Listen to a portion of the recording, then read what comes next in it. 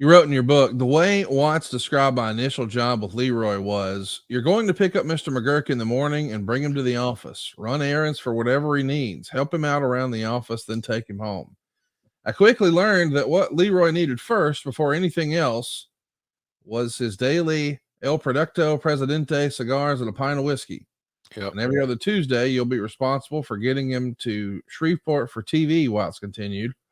On those days, I was to make sure that Leroy's coat was buttoned and fly was zipped, and that he was wearing the right shirt with the right pants, basically making sure he was presentable for the television cameras, where he would then color commentate the matches. And you also would continue that, man, this is not without incident.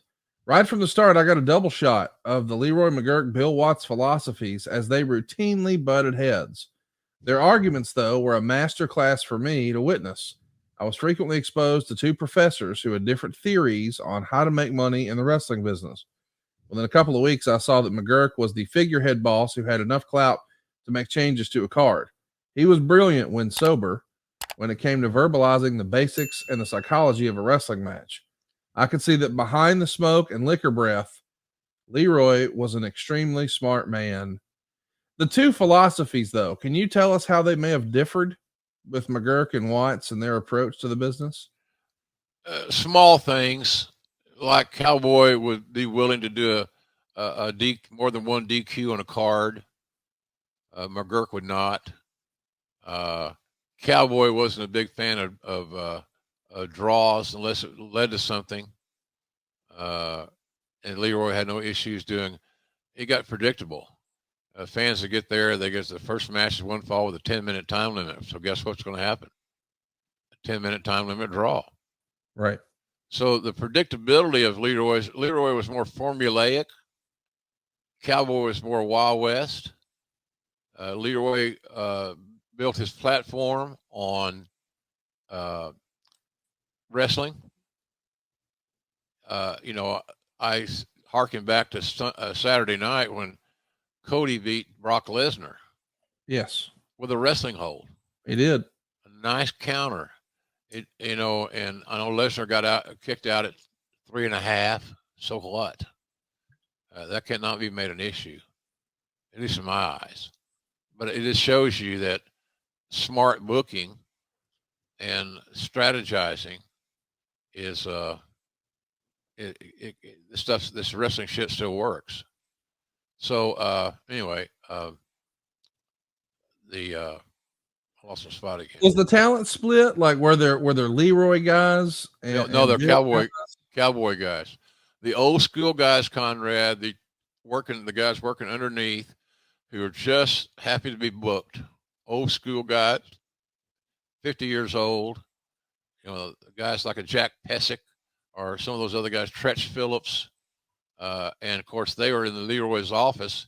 Cowboy wasn't in the office every day. He was there most of the time.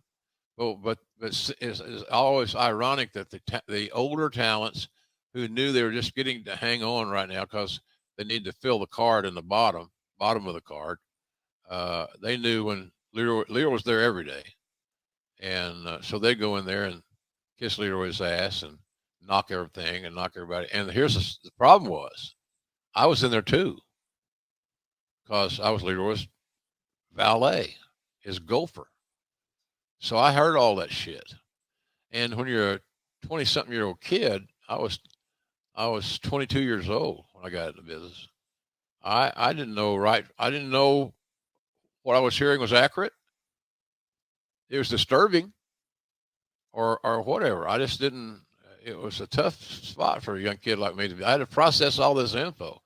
And of course, I was not like any other of those talents. I acquiesced to Cowboy. Cowboy was my guy. And if I heard, and those guys are the stupid as hell, let me even be in the room when they're having their little private meetings and knocking everything. So what they're doing, they're knocking all Cowboys booking. And so I had to sit there and listen to that shit. So as time went on, I knew what was right and what was wrong in that respect. But I was in a unique role there, and they were so stupid, those old guys, they didn't realize it. Why would you have me in there?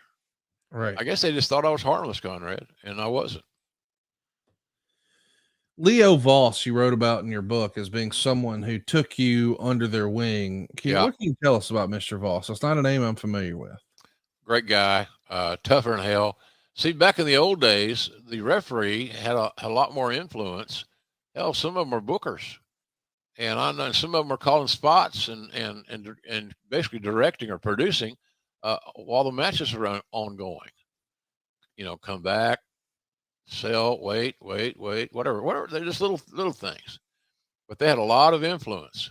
And Leo was a good booker, and he just had been around forever. He was an old shooter. Had no problem shooting you. I mean, shooting you. I found out that one of Leroy's confidants was on the police department, and he also was known to be a little handy with his firearms and stuff. It was crazy, man.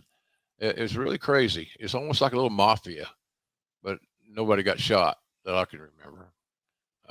So anyway, Leo was also a very well known in that part of the world speedboat driver, and he had a bad wreck and messed up his eyesight, and so he was unable to continue as a referee. But he's so smart in the booking that Leroy kept him around, and Leo was very loyal.